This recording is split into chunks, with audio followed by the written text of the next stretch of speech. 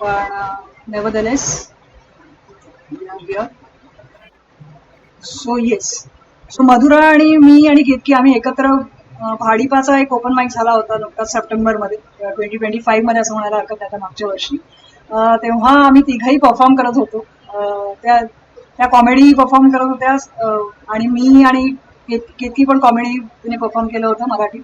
आणि मी मात्र गाणी सादर केली होती ज्याच्यात थोडंसं फन आणि ह्युमर होतं, त्यामुळे ते कॉमेडीच्या खाली बसेल किंवा त्याच्यात त्या कॅटेगरीमध्ये बसेल असं वाटलं. आणि कुठेही त्यांचा उल्लेख होता बोलपट भाडीपाचा की ओपन माईक किंवा पोएट्री पण करायला हरकत नाही.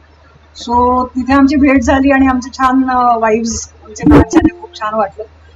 तिचं सादरीकरण पण आम्हाला आवडलं आणि आज ती होस्ट म्हणून आम्हाला लागली आहे. सो ती प्रोफेसर आहे पण ती कॉमेडी सुद्धा करते आणि ओपन माईक्स मध्ये परफॉर्म सुद्धा करते. आणि तिचं आम्हाला इतकं सादरीकरण आवडलं की आम्हाला असं वाटलं की तिने होस्ट म्हणून आम्हाला 1 तारखेची सुरुवात, नवीन वर्षाची नवीन सुरुवात तिच्याने व्हावी. सो एवढं बोलून मी तिच्याकडे सगळे सूत्र सुपूर्द करते आणि over to you Madhura. So या we go. Yes, hello everyone सगळ्यांना. सर्वप्रथम सगळ्यांना नवीन वर्षाच्या खूप खूप खूप शुभेच्छा. Happy new year to everyone. आणि खरंच थँक्यू. आणि खरंच मला खूप कौतुक करावं असं वाटतं की कालच बऱ्याच लोकांनी पार्टी केली असेल न्यू इयरची आणि दुसऱ्या दिवशी थोडा नाही म्हटलं तरी कंटाळा येतो, या सगळ्यांना बाहेर पडून इथे सगळेजण काहीतरी त्यांचं सादर आहेत.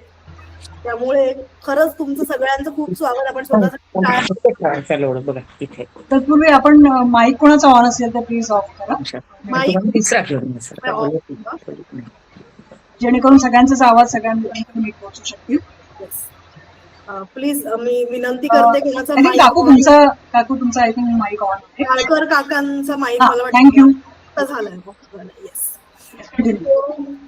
पटकन मी आता माझी ओळख तर करून दिलेलीच आहे शर्वरीने. पटकन मी आपले नियम सांगते. आधी सगळ्यात पहिला नियम म्हणजे सगळ्यांनी एन्जॉय करायचा आहे. हा महत्वाचा नियम आहे, कारण आपली थीमच आहे एंटरटेनमेंट. आपण स्वतःलाच एंटरटेन नाही केलं तर मग आजच्या थीमला काही अर्थ नाही येतो. Enjoyment is a must. नंतर प्रत्येकाची 4 मिनिटं ही वेळेची मर्यादा आहे. आय थिंक माझा आवाज व्यवस्थित ऐकू येतोय सगळ्यांना? येस. ओके. 4 मिनिटं वेळेची मर्यादा आहे. एखाद दुसरं मिनिट आम्ही समजू शकतो, मागे पुढे होऊ शकतं, पण ॲज फार एज पॉसिबल ती मर्यादा पाळायची आपण प्रयत्न करूयात. नंतर आपल्याला हा उपक्रम अतिशय चांगला आहे आणि असाच पुढे न्यायचा आहे. आणि वर्षाच्या सुरुवातीला भांडणं नकोय, त्यामुळे आपण राजकीय आणि धार्मिक विषयांवरती बोलणं टाळणार आहोत. थोडे सेन्सिटिव्ह टॉपिक्स असतील, बिलो द बेल्ट असतील तर ते आपण टाळणार आहोत. आपलं सगळ्यांचं जे काही सादरीकरण असेल, कविता असेल, काही कॉमेडी असेल, कथा असेल, ते स्वरचित असणार आहे ही अट होती. तर आय होप सगळ्यांनी काही ना काहीतरी स्वतःचं आणलेलं आहे. आणि मनोरंजन थीम आहे पण ती बंधनकारक नाहीये. पण आय एम शुअर की सगळ्यांमध्ये काही ना काहीतरी मनोरंजनाचं एलिमेंट असेलच. त्यामुळे ते त्या थीमला धरूनच हा सगळा प्रोग्राम होईल. तर छान सगळ्यांनी एन्जॉय करत करत आपलं सादरीकरण करायचं आहे. सो पटकन मी काय म्हणतात ते ओपनिंगला मला एवढंच बोलायचं आहे की आय होप सगळ्यांचा प्रत्येकाचा काही ना काहीतरी डे जॉब असेल. जसं मी प्रोफेसर आहे, अजून कोणी काहीतरी कुठेतरी कॉर्पोरेटमध्ये जॉब करत असेल, अजून कोणी बँकेत काम करत असेल, काही करत असेल, राईट. आणि डिस्पाइट ऑफ ऑल दिस आपण इकडे 1 जानेवारीला आपल्या सगळ्या हँगओव्हर आणि सगळ्या ह्याच्यातनं बाहेर पडून माहितीये सगळ्यांना की उद्याचं काहीतरी सुरू होणार आहे. म्हणजे आपण आलोय मनोरंजन ह्या विषयासाठी. तर मला असं ह्याच्यावरनं एक पटकन पु ल देशपांडेंचं एक वाक्य आठवतं की एखादी पैसा आणि हे सगळं जगण्यासाठी आपल्याला लागतं, पण एखादी कला ही आपल्याला का जगायचं हे सांगून जाते. तर मला असं वाटतं की का जगायचंय, आपण नक्की कोण आहोत, थोडीशी आपली काहीतरी आपल्या कामाव्यतिरिक्त ओळख आहे, ह्या सगळ्या हेतूनी सगळे इथे आलेले आहेत. स्वतःचं मनोरंजन करण्यासाठी आणि लोकांचं पण. आणि मनोरंजनाचा फॉर्मॅट किती बदललाय बघा. अजून 1-2 वर्षांपूर्वी कोणाच्या डोक्यात पण आलं नसतं की आपण सगळे असे भेटून पण मनोरंजन करू शकतो. मनोरंजनाच्या व्याख्या, मनोरंजनाचा फॉर्मॅट बदलत चाललाय. तर ह्याच ओपन माईकचं नाव आहे बोलपट, राईट. सो काही वर्षांपूर्वी एक दादासाहेब फाळके येतात आणि एक पिक्चर काढतात ज्याला आपण आधी तर ते सायलेंट मूवीज होते, नंतर ते बोलपट झाले आणि आता ते बदलत बदलत बदलत बोलपट हा असा ओपन माईक आलाय जिथे प्रत्येक जण कुठून कुठून जगाच्या कानाकोपऱ्यातनं येऊन सादरीकरण करतात. जो मनोरंजनाची साधनं ही व्याख्या किती बदलत चालल्यात हे पण खूप इंटरेस्टिंग आहे. तर आज ही थीम इंटरेस्टिंग होणार आहे आणि नक्कीच तुमच्या सादरीकरणाने ते सगळा हा टेम्पो आपला वरती जाणार आहे. तर मी आता जास्ती वेळ न घालवता आपल्या पहिल्या सादरकर्त्यांचं नाव घेते. आपल्याकडे काळकर काका नावाचे सगळ्यात यंगेस्ट गृहस्थ आलेत. अच्छा, नाही आहेत का? दुसऱ्यांचं नाव घेऊ. काका नाहीच करणार आज, त्यांना जरा बरं नाहीये आणि एखाद दुसऱ्याचं कोणाचं घेऊन घे, मग आमचं पाहिजे मी माझं पाहते. पण मी असं आमचं गप्पा मारायला म्हणून मी पण करणार आहे, काही नाही जमलं बे. आता नवीन घरात शिफ्ट झालोय तर ती सगळी लोक. काका काकूंचं विशेष कौतुक करायला हवंय, कारण मी आधीच्या ओपन माईक मध्ये पण त्यांना बघितलं होतं आणि आपल्या सगळ्यांमध्ये ज्येष्ठ असून पण सगळ्यात जास्त उत्साह त्यांचा असतो आणि हा टेक्नॉलॉजीचा फॉर्मॅट त्यांना खूप नवीन असणार आहे. म्हणजे आपल्याला हे खूप पटकन सोपं आहे गुगल मीट वरती येणं आणि हे करणं. त्यांनी बेसिकली रेडिओ किंवा आजी रात्री गोष्टी सांगते हा फॉर्मॅट बघितला असेल मनोरंजनाचा. ह्याच्यातनं इथे येणं आणि तेवढ्याच उत्साहाने भाग घेणं हे खूप महत्वाचं आहे. तर एकदा खरंच काळकर काका काकूंसाठी आपण अशा व्हर्च्युअली टाळ्या वाजवूयात. तर आणि ह्या टाळ्या व्हर्च्युअल जे काय तुमचे इमोटिकॉन्स आहेत हे प्लीज चालू राहिले पाहिजेत, कारण ऑफलाईन ऑनलाईन माईक असला तरी मनोरंजनात कमतरता आपल्याला नकोय. सो म्हणून मग मी नेक्स्ट आता नाव घेते. दीपा राजपूत आहेत का? मला दिसतंय. दीपा, आपण सादरीकरण करू शकता? हो. चला, दीपा राजपूत. एक मिनिट. नमस्कार, मी कविता संग्रस. माझं नाव काही मी दिलं नाहीये कुठे, पण माझी कविता म्हणायला म्हणजे अलाउड आहे का? हो हो, चालेल चालेल, काही हरकत नाही. ऍड करतो तुमचं.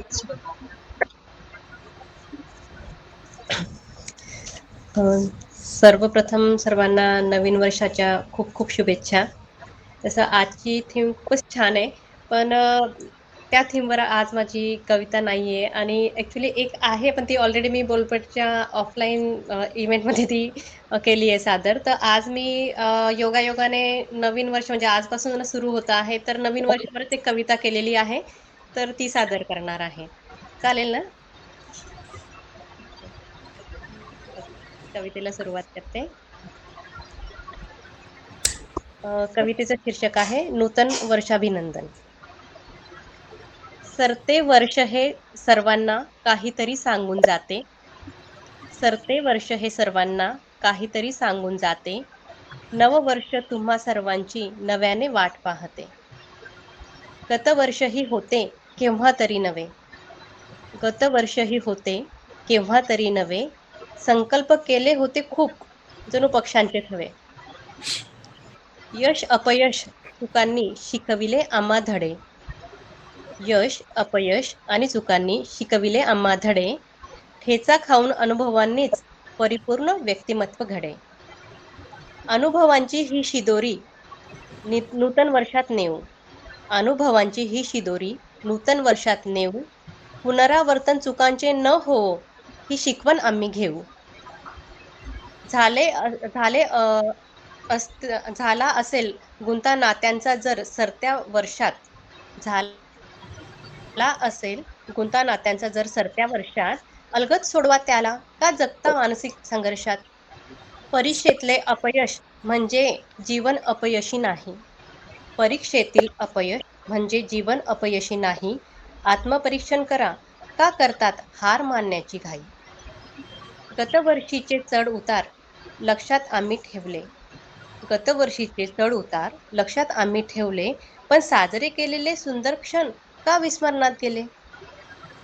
मोजतात काय आहात तुम्ही ते आहे महत्वाचे. मोजतात काय आहात तुम्ही ते आहे महत्वाचे. शाश्वत काहीही जगात नाही, जे जन्मते त्यावर संकट असतेच अस्तित्वाचे.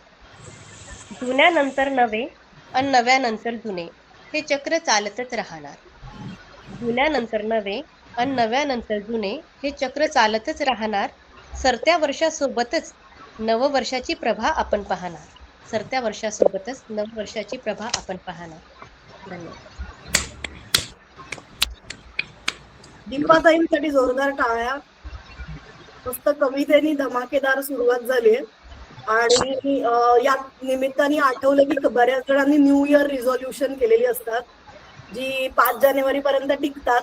तर या कवितेने परत एकदा सगळ्यांना आठवण करून दिले की नाही, ते आपल्याला डिसेंबर पर्यंत टिकवायचे, जे काय आपण केलं असेल या वर्षी ते. तर दीपाताई, थँक्यू सो मच आम्हाला ही परत एकदा आठवण करून दिल्याबद्दल.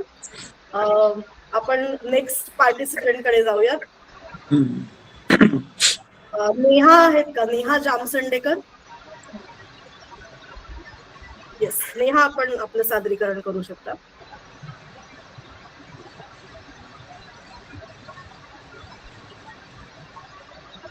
नेहा, तुमचं माईक ओपन कर, ऑन करा.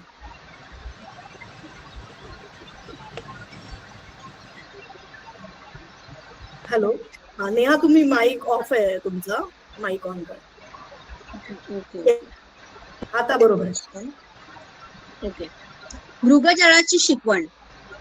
वाळवंटात दिसणारे ते मृगजळ सुंदर, पण हे सौंदर्य राहते फक्त क्षणभर. दिसायला ते अप्रतिम व सोज्वळ, जरी असते ते दूर तरी वाटते ते जवळ. आपल्याला ते खरेच वाटते आणि आपल्या मनात मग भावनांची व इच्छांची आशा दाटते.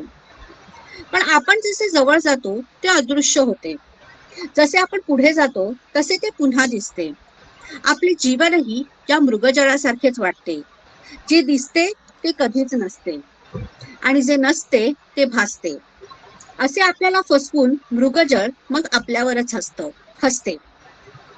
जीवनात मृगजळ म्हणजे मायाजाळ, जे कधीही संपणार नाही जरी लोटला काळ.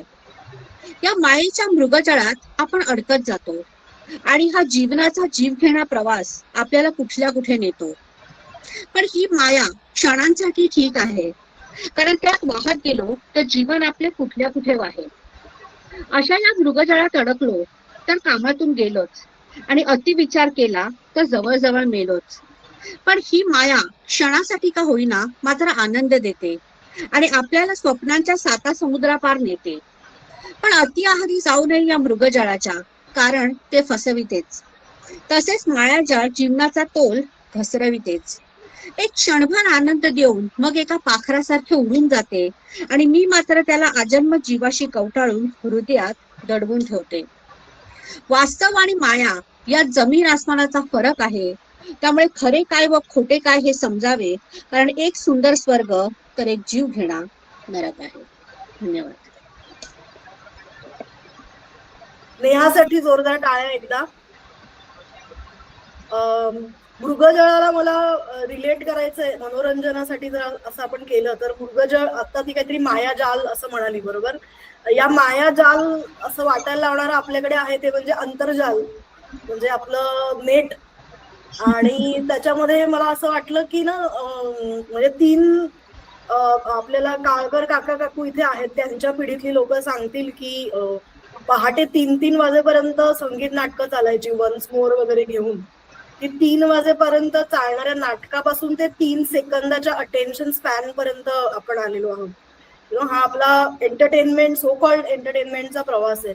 आणि आता मला असं वाटतं की टाइमपास आणि एंटरटेनमेंट या 2 खूप, तशा बघितल्या तर सिमिलर गोष्टी आहेत, पण यांना खूप थिन लाईन आहे या 2 गोष्टींमध्ये. आणि टाइमपासच्या मृगजळाकडे आपण जास्ती चाललो अदर दॅन एंटरटेनमेंट. तर ह्याची काळजी आपण सगळ्यांनी घ्यायला पाहिजे. नेहा, खूप धन्यवाद ह्याची एक जाणीव करून, नवीन वर्षाच्या सुरुवातीलाच जाणीव करून दिल्यासारखं. परत एकदा सगळ्यांचेच आपले फेवरेट पु ल, त्यांच्या लिखाणात असं पोतडी आहे त्यांची, काही काढावं आणि ते कशालाही अप्लाय करावं. त्यांचंच एक वाक्य असं आठवतं, एक्झॅक्टली नाही आठवतंय, पण आपण पाणी असतं, ते पाणी कधी आपण डोळ्याला लावतो त्याचं तीर्थ होतं. तर ते पाणी आणि तीर्थ याच्यात खूप फाईन लाईन आहे. हीच फाईन लाईन आपली टाइमपास आणि एंटरटेनमेंट, मनोरंजन याच्यामध्ये आहे. आणि याची जाणीव एक थोडेफार कलाकार म्हणून आपण सगळ्यांनी ठेवायची आहे.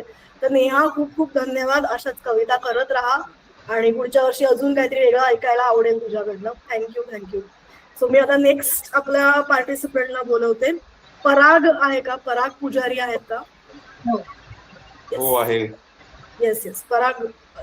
हाय Madhura. Hello. Happy new year आणि सगळ्यांनाच happy new year. Happy new year. कसे आहात सगळे? मला वाटते की मी जरा लेट रजिस्ट्रेशन केलं यावेळी, सो पहिल्यांदाच करतोय बोलपटमध्ये आणि छान वाटतंय सगळ्यांना भेटून. मी एक कॉमेडी ऍक्ट ट्राय करतोय आज तुमच्या समोर. आधी काही केलेले आहेत मी स्टँडअपचे, आणि आजची जशी थीम आहे एंटरटेनमेंट, बरोबर. सो आपण ज्यामध्ये हा शब्द ऐकलेला आहे, entertainment entertainment entertainment, of course films. So सिनेमाबद्दल बोलायचं तर म्हणजे मी तर मीडिया प्रोफेशनल आहे, मी याच फील्डमध्ये काम पण करतो एका कंपनीमध्ये. आणि आत्ताचा जो सिनेमा अगदी धोधो चाललेला आहे, कोणता आहे तो? धुरंधर. धुरंधर. आपल्याला सगळ्यांना हे याचं नवीन वर्ष सगळ्यांना असं धुरंधर जाऊ, ठीक आहे, काहीतरी आपली कामगिरी धुरंधर कामगिरी हो आपल्याकडून. आणि मी सुद्धा पाहिला सिनेमा, मला वाटते आपल्यातल्या अनेकांनी बघितला असेल, आवडला असेल तुम्हालाही, मलाही आवडला. आणि धुरंधर मध्ये जे सुरुवातीला असं जसे रिव्ह्यूज येत होते किंवा लोक सांगत होते की खूप व्हायलन्स आहे किंवा अशा गोष्टी आहेत, काही ऍक्शन, थ्रिलर, क्राईम, ऑफकोर्स त्याचा जो जॉनर आहे. मी जेव्हा बघितला, मला खरं तर असं वाटलं यामध्ये व्हायलन्स, ऑफकोर्स ते गँगस्टर्स आणि दहशतवादी दाखवतात, त्यासाठी तो त्यांना दाखवावा लागला. पण मला दुसरे एक वाटलं की धूम्रपान जास्त आहे त्यामध्ये व्हायलन्स पेक्षा. म्हणजे जी 5 प्रमुख पात्र आहेत सगळी, रणवीर सिंग, अक्षय खन्ना, संजय दत्त, अर्जुन रामपाल, आर माधवन, सगळ्यांना जर 5 जणांना एकत्र जोडणारा काही धागा असेल तर तो सिगरेट आहे. आणि ते सगळे सतत कोणी ना कोणी स्मोकिंग करतच असतात त्याच्यामध्ये. म्हणजे एक दोनदा मी थिएटरमध्ये बघताना माझ्या चष्म्यावर मी पुसून बघितलं. तर मी म्हटलं हे काय होतंय, इतकं मला वाटलं काहीतरी ते. दुसरं म्हणजे मला एक जे चांगलं वाटलं सिनेमात, ऍक्शन सीन्स, क्राईम सीन्स जे आहेत, त्यांचे फाईट सीन्स आहेत, खूप रिअलिस्टिक त्यांनी दाखवलेत. म्हणजे काहीतरी एक ठोसा बसला म्हणून माणूस असं 4-5 माणसं एकाच वेळी असे 10-12 फूट उंच उडत जातात, ओलांडवड्या मारत, असं काही त्यांनी दाखवलेलं नाही. असं करायला ते नकार देतात खरं तर. किंवा काहीतरी गाड्या उडल्यात, 20-20 फीट वरती चालल्यात, ओझोन थराला टच करून येत आहेत, असं काही दाखवलं नाही होपफुली, कारण रोहित शेट्टी नाहीये डिरेक्टर. आदित्य धरनं चांगले डिरेक्ट केलेले आहेत सीन्स. हे मला जास्त आवडलं. सिनेमाबद्दल हेच आहे. मला आपला अजून एक असं मराठी सिनेमाबद्दल बोलायला आवडेल. आपल्या सगळ्यांचा आवडता सिनेमा, जसा आता धुरंधर 2 येणार आहे, आणि आपल्याला बऱ्याच वर्षांपासून असं वाटत होतं की एका सिनेमाचा सिक्वेल यावा, पण तो येणार नाही, आपल्याला माहिती आहे. सगळ्यांचा आपला आवडता अशी बनवा बनवी. आणि आता यामध्ये सगळ्याच मेन कॅरेक्टर्सना असे चांगले विनोद वाटायला आलेले आहेत. पण माझ्या मते सांगू का, की सगळ्यात चांगला जोक त्यामध्ये कोणी क्रॅक केला, जरा तुम्हाला अनएक्सपेक्टेड वाटेल, अश्विनी भावे. तर जेव्हा त्यामध्ये एक सीन आहे की त्या त्यांच्या टेबलवर बसलेल्या आहेत, अशोक सराफ येतात, काहीतरी त्यांचं बोलणं सुरू आहे, ते म्हणतात अच्छा दम नाही, मला त्रास ऐकू आलं, असा तो डायलॉग. अशक्य आहे अगदीच, कारण अगदीच यमक शब्द आहेत त्रास आणि दम, तुम्ही म्हणून बघा. आणि नंतर ते म्हणतात तुम्ही माझ्या बरोबर साडीच्या दुकानात चला, माझ्या मोठ्या बहिणीचं लग्न ठरलंय. इथपर्यंत सगळं ठीक आहे. मी इथपर्यंत जेव्हा तो सीन बघत होतो, माझं सगळं आयुष्य सुरळीत चालू होतं. त्यापुढे ते जे म्हणतात की तुमचा रंगाचा चॉईस जरा बरा दिसतोय. आता तो जो सीन आहे, ती फ्रेम डोळ्यासमोर आणा तुम्ही, त्यामध्ये तुम्हाला दिसेल की अरे अशोक सराफचा काहीतरी पांढरा मळकट शर्ट घालून उभे आहेत आपले अशोक मामा. त्यांची पॅन्टचा शर्ट मला आजपर्यंत ठरवता आलेला नाहीये, तुम्ही एकदा बघून सांगा मला. माझा जो अंदाज आहे, साधारण फिकट डेअरी मिल्क ते डार्क पार्लेजीचं बिस्किटाच्या आधीमध्ये कुठेतरी तो रंग येतो, आणि ते त्यांना घेऊन जातात. मग ते साडी वगैरे घेतात त्यांच्यासाठी, सगळं ठीक आहे. पण ते अजून एक त्यामध्ये ते त्यांना म्हणतात की तुम्हाला काय लिंबू कलरचं हे शोभून दिसतं, साडी, लिपस्टिक वगैरे ते सांगत असतात. मला तरी वाटतंय म्हणजे त्यानंतर जेव्हा त्या लग्न करून बाहेर गेल्या अश्विनी भावे, ठीक आहे, ज्या अमेरिकेत, कारण तो ऑफकोर्स नियम आहे आपला मराठी ऍक्ट्रेसेसचा, ज्या अशा सुंदर आहेत, जे तुम्ही माधुरी दीक्षित घ्या, अर्चना जोगळेकर, नवरा निवडताना त्या येणारे निवडतात, अमेरिकेत जातात, बरोबर. मला वाटलं होतं काहीतरी मार्केटचा लिंबूचा साईड बिझनेस असणाऱ्या माणसाशी, काय गेला बाजार एखाद्या कॉस्मेटिक्सचं दुकान असणाऱ्या माणसाशी लग्न करतील. नाही, त्याने एक सॉफ्टवेअर इंजिनियर निवडला, बाहेर गेल्या. दुसऱ्या देशात जाताना त्यांचं विमान पण म्हणे लिंबू कलरचं होतं, त्यांच्या मोबाईलचं बॅकवर पण लिंबू कलरचं म्हणतात. असे आहेत. आणि सिनेमाचे बरेच किस्से आहेत, असं आपल्याला काढताही येतं. पण आज मी या 2 सिनेमांबद्दल मला बोलायचं होतं, आणि आय होप हे 2 सिनेमा तुमचेही आवडीचे असतील. सो मला छान वाटलं आज तुमच्या सगळ्यांशी इंटरॅक्ट करून. आणि थँक्यू मधुरा, तुलाही असे एक होस्टिंग वगैरे करताना बघून छान वाटतंय. आपण खूप आता अलीकडे भेटलो नाहीये, पण good to see you and all the best. Thank you Parag. एकदा या धुरंधर परफॉर्मन्स साठी टाळ्या होऊन जाऊन द्यात, व्हर्च्युअल किंवा चल, आता मी करू का? आता मी करते. हो. नुकतीच आले होते मी, थोडं औषध वगैरे घेऊन म्हणून. Yes yes yes yes.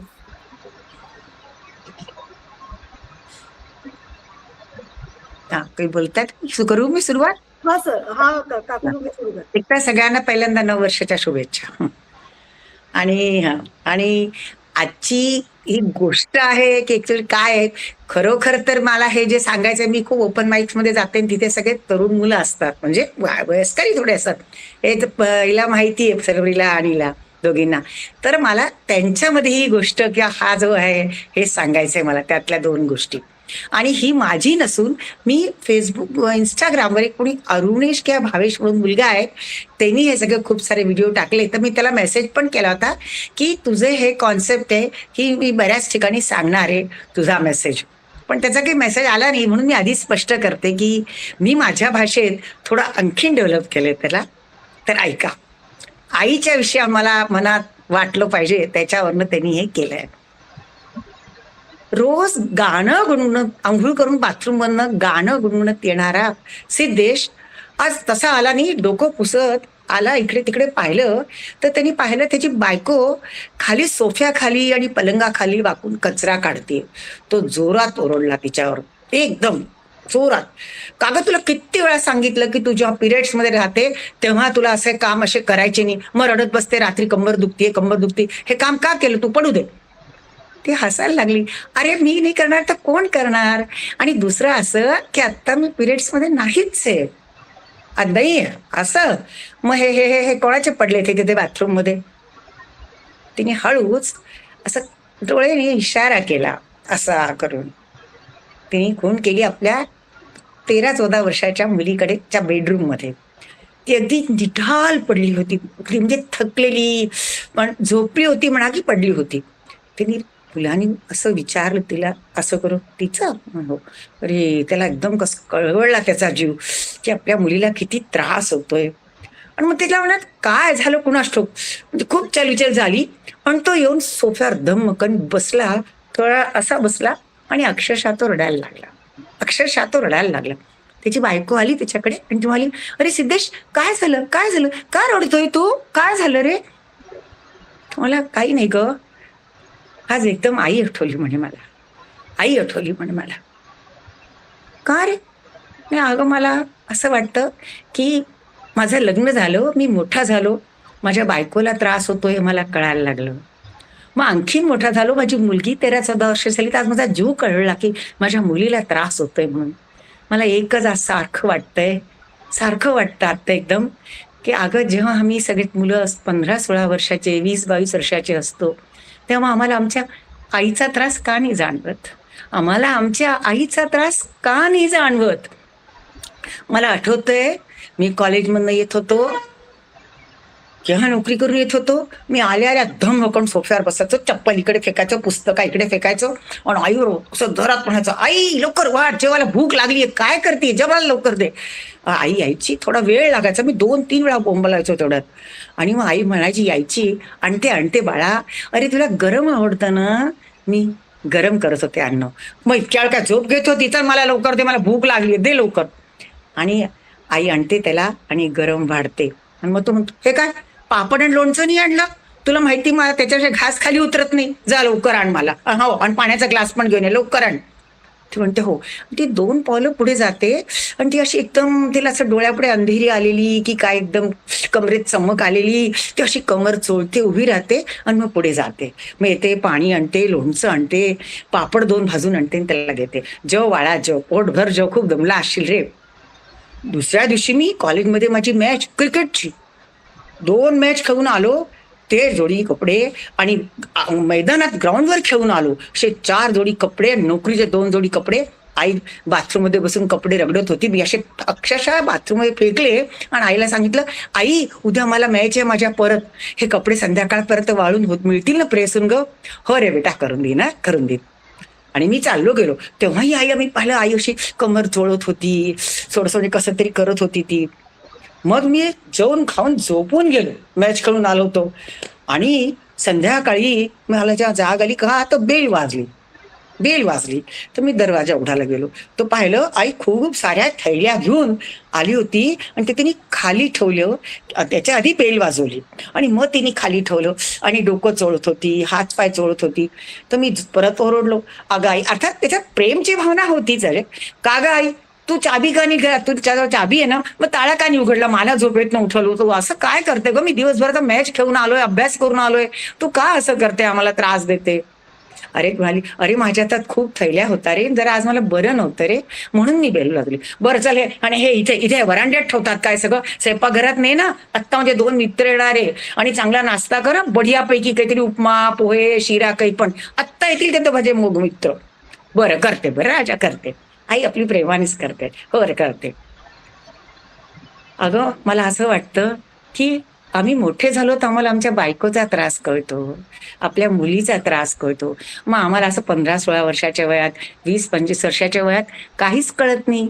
आई आपल्याला काहीच सांगत नाही, चुपचाप एकटी सहन करते. कोणाला ती सांगणार, आणि सांगणार तर आम्ही ऐकणार काय, आम्ही तर हुकम सोडतो नुसता. आम्हाला काय कळणार, आम्ही काही समजतच नाही ना तिला, तिचा त्रास, तिची मार किती. आपल्याला की एवढंच झालं तर आपण किती जोर जोरात रडतो, आई आई हे करून दे, डोकं दुखतंय, आई पाय दुखतात, ते सर्दी झालीये, डोकं दाबून दे. आणि ती बिचारी किती सहन करते, तोंडाने सुद्धा करत नाही. आम्हाला का त्या वेळात कळत नाही. मला खरंच सांगू का, मला असं वाटतं की साधारण 15 ते 20-22 वर्षाच्या मुलांच्या वर्गात असं लेक्चर ठेवले पाहिजे अधूनमधून की तुमच्या आईला असा त्रास आहे, तुम्ही आईची परिस्थिती समजा, तुमच्या आईला माया करा, आईला मदत करा. काही आई बाटण्याची बाल्टी ओतून देऊ, आई आज तर चहा मी करतो, आज काही नको करू, खिचडी टाकून दे, आपण बाजारात ना ब्रेड मागवून घेऊ ना, तर काही मागवून घ्या, तू नको करू. असं समजवणारं कोणी आम्हाला पण हवं. तर मी माझ्या या गोष्टीच्या थ्रू मी कॉलेजच्या तरुण मुलींना सांगू इच्छिते की तुम्ही तुमची आईची माया समजा. ही गोष्ट जितकं तुमच्या कानावर जाईल तितक्यांना हे समज येऊ द्या की त्या वयात तुम्ही तुमच्या आईची माया समजा. ज्यांच्या घरात 40, 45, 50 या वर्षाच्या आया आहेत ना, त्यांना खूप त्रास होतो, मोनोपाथचा त्रास होतो, वय वाढतं, त्याचे त्रास वाढतात, जबाबदाऱ्या या वयात खूप वाढतात, घरात आजी आजोबा असतात. तर तुम्ही तुमच्या आईचा जीव जाणा, आईला समजा. जसं तुम्ही ओरडता आईच्या नावाने की आई पाय दुखतात, ते डोकं दुखतंय, ताप आले, तसं आईला पण माया घ्या. कधी करू नका काही, पण कमीत कमी तिला कामात थोडी मदत करा, कमीत कमी तुमचं काम नका वाढवू. एवढंच मला सांगायचं या गोष्टीच्या थ्रू तरुण मुलांना, एवढं मला सांगायचंय. थँक्यू. धन्यवाद काळकर काकू, खूप खूप धन्यवाद. इतका सेन्सिटिव्ह विषय आहे हा खरं तर, आणि हा तुमच्यासारख्या लोकांकडनं येणं खूप महत्वाचं आहे. म्हणजे आपल्याकडे अजूनही तो शब्द उच्चारणं टाळतात, काहीतरी कावळा शिवला किंवा मी आता कॉमन झालंय म्हणा, आता तर फार कॉमन आहे सगळं. आता म्हणजे एकेकाळी होतं, एकेकाळी असं, पण अजूनही काही काही ठिकाणी खेड्यापाड्यात असेल अजून. या बॅकग्राऊंड वरती हे इतकं खुलेपणाने बोलणं, इतक्या सेन्सिटिव्ह टॉपिक वरती, हे खरंच खूप महत्वाचं आहे.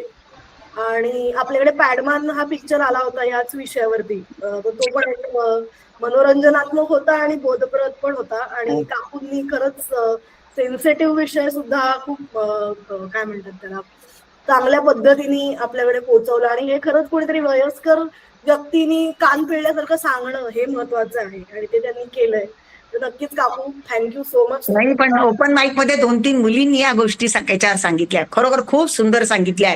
त्यांनी आपल्या वडिलांची मदत घेताना, अशी काही परिस्थिती आली ट्रेनमध्ये वगैरे खूप त्रास झाला, तर त्यांनी आपल्या वडिलांची मदत घेतली आणि त्याच्या तो मेसेज दिलाय. म्हणजे खूप सुंदर सांगितलंय. तरुण मुलगी होती ती, 2-3 मुलींनी असं मला अनुभव सांगितलंय, त्यांनी कविता केली होती. खरंय, हा बदल आजकाल घडू लागलाय की पूर्वी सॅनिटरी नॅपकिनच्या जाहिरातींमध्ये फक्त मुलगी आणि आई असायची, आता कुठे कुठेतरी वडील त्याच्यामध्ये यायला लागले. मुलं असतात, क्लासमेट असतात. विषय हे होता जो निषिद्ध होता तो हळूहळू ओपन व्हायला लागले, आणि तो तुम्ही या ओपन माईक मध्ये पण केलात, तर धन्यवाद त्याबद्दल. आणि पराग, तुझं सॉरी बोलणं राहिलं, तुझं पण काय म्हणतात ना त्याला, कॉमेडी करणं आणि ती पण ऑनलाईन करणं हे कठीण आहे पराग. तर एंटरटेनमेंट बद्दल मला एकच गोष्ट आठवली, जसं अशी ही बनवाबनवीच्या त्याच्या काही मेमरीज आहेत, तशा माझ्या काही खूप लहानपणीच्या कोर मेमरीज होत्या ज्या हम आपके है कौन बद्दल आहेत.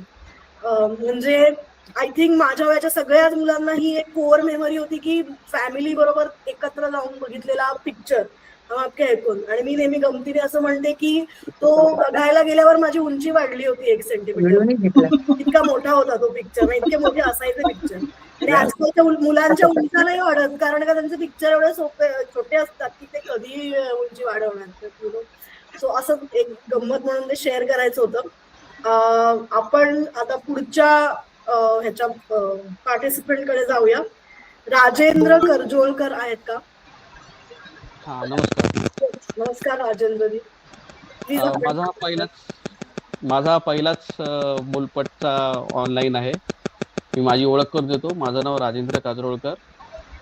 मी अंबरनाथ कंपनीमध्ये, सरकारी कंपनीमध्ये कामाला आहे. ऑर्डनन्स फॅक्टरी अंबरनाथमध्ये आहे कामाला.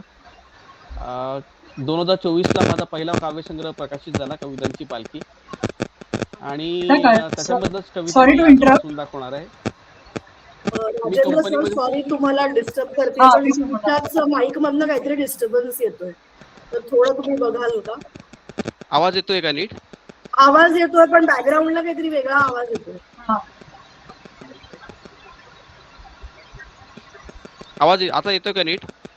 आवाज ऐकल्यासारखा काहीतरी आवाज आहे, पण ठीक आहे. न्यूसन्स येतोय काही कोणाच्या नाटक टक टक टक टक आवाज येतोय.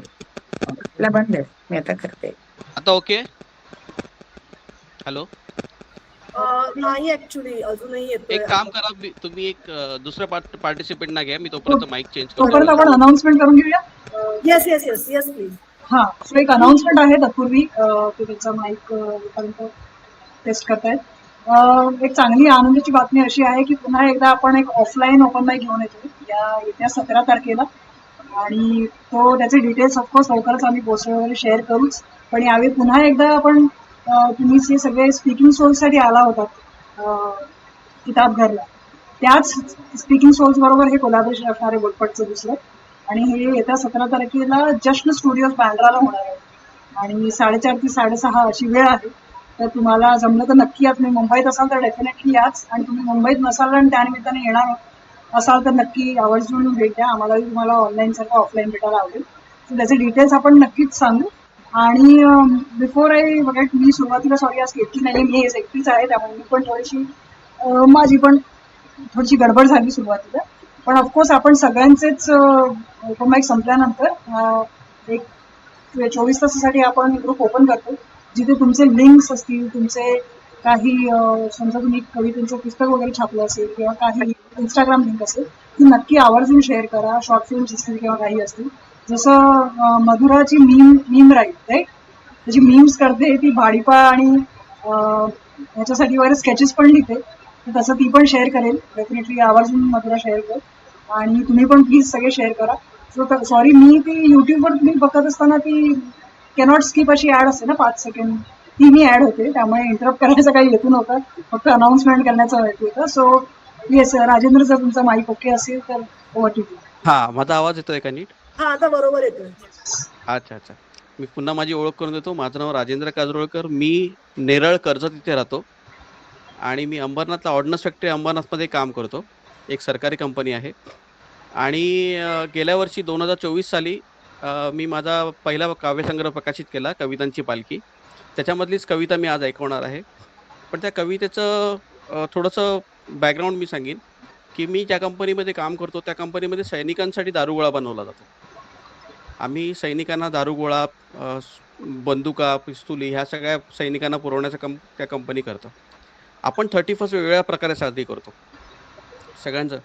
पण त्यांची काय अवस्था असेल सैनिकांची, की जे बॉर्डरवरती आहे, त्यांना कुठला सण साजरा करता येत नाही. त्याच्यावरच मी लिहिली कविता, आठवण म्हणून. मी सुरू करतो. येईन धावत तुझ्याजवळ प्रेमाच्या आसऱ्याला, थकुनी उडुनी थकला विहंग, येई तुझ्या विसाव्याला. येईन धावत तुझ्याजवळ प्रेमाच्या आसऱ्याला, उडुनी थकला विहंग, येई तुझ्या विसाव्याला. उडण्याचे बळ घेतले तुझ्या धीराने, मग कार्य अर्धे कसे सोडून यावे वीराने. दूर असलो तरी जवळीका आपल्या प्रेमाला, उडणी थकला विहंग तुझ्या विसाव्याला. अजान देते सकाळी नित्य तुझी आठव, मग रोज देवा करतो तुझी आर्जव. बंद रेशमी प्रीतीचे येईन अतुट करायला, उडुनी थकला विहंग येई तुझ्या विसाव्याला. प्रत्येक घास गळ्यात अडकावा तुझ्या आठवाने, येऊन देशी पाणी मला तू आपल्या कराने, पाण्याचा तो पेलाही मग दिसे अमृत प्याला, उडूनी थकला विहंग येई तुझ्या विसाव्याला. रात्री कुशीवर कुशी वळवतो तुला आठवत, तो चंद्रही मग दिसे खिन्न ऐकल्यागत. झेप भरावी घ्यावी वाटे अन यावे बळ पंखाला, उडूनी थकला विहंग येई तुझ्या विसाव्याला. कामात असताना आठवाने तुझ्या न मिळे विसावा, अन पारवा ही तो जोड्याने पाहून जीव जळावा. येऊनी वरच्याव करी प्रेमाचा, पण धीर लागे सुटायला, येईन धावत तुझ्याजवळ प्रेमाच्या आसऱ्याला, उडूनी थकला विहंग येई तुझ्या विसाव्याला. थँक्यू. Thank you so much. काकांचं, राजेंद्र सरांचं विशेष कौतुक आहे. सरकारी कर्मचाऱ्यांमध्ये सेन्सिटिव्हिटी खूप अभावाने बघायला मिळते. सॉरी, म्हणजे अनुभव आले त्याच्यावर सांगतोय. जसं गमतीत घ्या. आणि मी खरंच एक म्हणजे थोडंसं सॉरी, मी थोडंसं एक ऍड करू इच्छितो की ह्या वेळेला माझी 31st ची पार्टी एक वेगळ्या प्रकारे झाली. मी कवितांची पालखी 2024 मध्ये प्रकाशित केला होता आणि त्या कवितांची आम्ही गाणी बनवली. माझा एक मित्र अक्षय जोशी आणि माझी बहीण मावस बहीण आहे पूनम चिपळूणकर, आम्ही मिळून कवितांची गाणी बनवली आणि 31st आम्ही तो पहिला प्रोग्राम ठाणे वर्तकनगर इथे साजरा केला. तर आमचा 31st या प्रकारे साजरा केला की 26ची सुरुवातच आमच्या गाण्याने सुरुवात केली. Thank you. Thank you so much Rajendra sir. कवितांची पालखी हा आपला कविता संग्रह आहे, बरोबर? तर प्लीज त्याच्याबद्दल माहिती द्या. जर आम्हाला तो घ्यायचा असेल किंवा कुठून आम्ही घेऊ शकतो, किंवा आपण जर असे कार्यक्रम करत असाल तर हा उत्तम प्लॅटफॉर्म आहे. आणि सरकारी कर्मचारी आहात आपण, तर सेम विंडो मध्ये आमची सगळी कामं झालेली आहेत. तरी केलेलं नाहीये. त्यांची कविता एका विंडोत कम्प्लीट झाली. याच्याबद्दल त्यांचं अभिनंदन. थँक्यू. मी लिंक आपल्या ग्रुपवरती पाठवीन. नक्की. हा? तर ओके, थँक्यू. Okay, thank you. आता अजून दुसऱ्या पार्टिसिपेंट कडे जाऊयात. सुरेश खरवण आहेत. Suresh, yes madam. Yes madam. Yes. Please तुम्ही माईक ऑन करा, व्हिडिओ ऑन करा आणि सादर सुरू करा. हो. सर्वांना नमस्कार आणि नवीन वर्षाच्या सर्वांना हार्दिक शुभेच्छा. मी सुरेश खरावन, वाशिम, आणि माझी उपमुख्याध्यापक होतो. आता रिटायर झालोय, 4 वर्ष झाली आहेत. 62 रनिंग आहे. 93 पासून लिहितोय आणि 2-3 गाणे रेकॉर्डिंग झालेले आहेत. त्यानंतर नवलेखक अनुदानामध्ये कविता संग्रह दरवर्षी पाठवत असतो. हे 7वं वर्ष आहे. पण तिथल्या लेखकांचा अभिप्राय प्रतिकूल येतो. पण आता दरवर्षी पाठवतच राहणार. थँक्यू. माझ्या रचनेचं नाव आहे, आता नुकतीच मागच्याच महिन्यात रचना केली आहे ही, भावना आदिवासी बांधवांच्या. भावना आदिवासी बांधवांच्या. गाव सोडणार नाही, जंगल सोडणार नाही, शेती माती माय आमची रक्षण सोडणार नाही. गाव सोडणार नाही, जंगल सोडणार नाही, शेती माती माय आमची रक्षण सोडणार नाही. धरण केले, बांध घातले, कारखाने दिले. धरण केले, बांध घातले, कारखाने दिले. वने कापुनी, खदानी खोदुनी, अभयारण्य केले. धरण केले, बांध घातले, कारखाने दिले. वने कापुनी, खदानी खोदुनी, अभयारण्य केले. वने राने सोडून आम्ही, वने राने सोडून आम्ही कोणाचे होणार भले. विकास देवा तूच सांगावे असे कसे रे झाले. विकास देवा तूच सांगावे असे कसे रे झाले. हे गाव सोडणार नाही, जंगल सोडणार नाही, शेती माती माया आमची रक्षण सोडणार नाही. कोरडी गंगा, कोरडी यमुना, कृष्णा कोरडी केली. कोरडी गंगा कोरडी यमुना कृष्णा कोरडी केली, उरलाच नाही कोणी आता जलचरांचा वाली. कोरडी गंगा कोरडी यमुना कृष्णा कोरडी केली, उरलाच नाही कोणी आता जलचरांचा वाली. काय असे हे अघोरी कृत्य, काय असे हे अघोरी कृत्य, बिसलरी महाग झाली. घाणेरडी ती केली गंगा आमच्या वाट्याला आली, घाणेरडी ती केली गंगा आमच्या वाट्याला आली. हे गाव सोडणार नाही, जंगल सोडणार नाही, शेती माती माय आमची रक्षण सोडणार नाही. जपावे जंगल जपावे प्राणी बिरसानी दिला वसा, जपावे जंगल जपावे प्राणी बिरसानी दिला वसा. जलचर गेले प्राणी संपले वागू नको तू असा. जपावे जंगल जपावे प्राणी बिरसाने दिला वसा. जलचर गेले प्राणी संपले वागू नको तू असा. प्राणी पक्षी जीव आपुला, प्राणी पक्षी जीव आपुला वाचवतील कसा. निसर्गाशी मिळते जुळते घेऊन सारे हसा, निसर्गाशी मिळते जुळते घेऊन सारे हसा. गाव सोडणार नाही, जंगल सोडणार नाही, शेती माती माय आमची रक्षण सोडणार नाही. समाजसेवक असे कसे ठेकेदार झाले, समाजसेवक असे कसे ठेकेदार झाले. सामदामाने दंडभेदाने शेती घेऊन गेले, समाजसेवक असे कसे ठेकेदार झाले. सामदामाने दंडभेदाने शेती घेऊन गेले. ठेकेदारच राजा झाले, ठेकेदारच राजा झाले, दंड घेऊन आले. गाव आमुचे बघा जरा सदनी का केले, गाव आमचे बघा जरा सदनी का केले.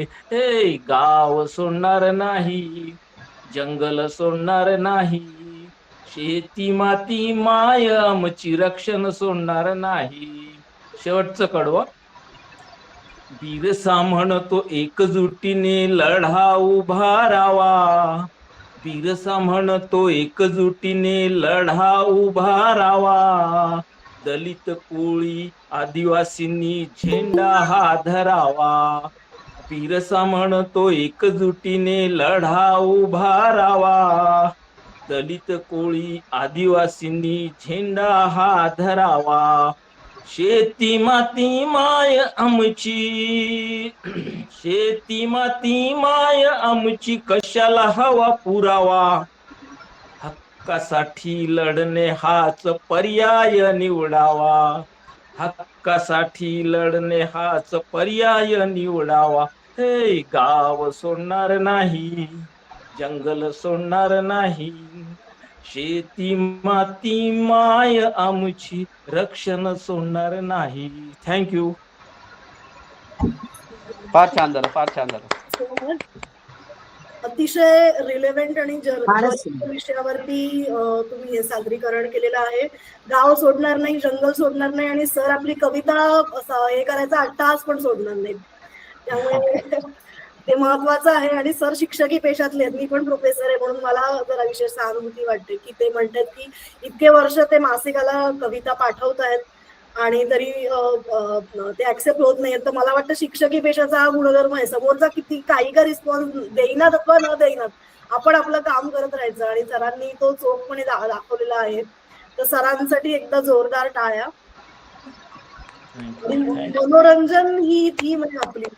आता सगळी कृत्रिम साधनं निर्माण झाली आहेत मनोरंजनाची, पण आपली सुरुवात निसर्गापासून आहे. कुठल्याही गोष्टीची अगदी गुहेमध्ये चित्र काढण्यापासून आपली मनोरंजनाची सुरुवात झालेली आहे.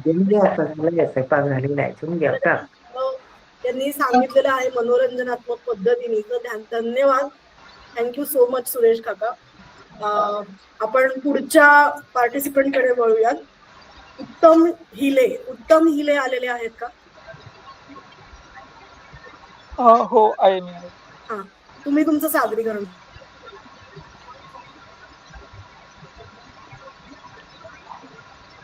उत्तम, एक तुम्हाला विनंती आहे. आपण लास्ट टाइम जसं क्लीन कॉमेडी आपण वर भर देतो, त्यामुळे गुलपट मध्ये आपण क्लीन कॉमेडी वर भर देऊया. ओके. उत्तम, तुमचा नाही. चेहरा दिसत आहे स्पष्ट, खूप अंधार आहे. हा, मी गावाला आहे, इकडे नेटवर्क नाही. जिथे घरात बसतो अच्छा. तिथे नेटवर्क नाही, त्याच्यामुळे मी डोंगरावर आलेलो आहे. चेहरा बिलकुल दिसत नाही.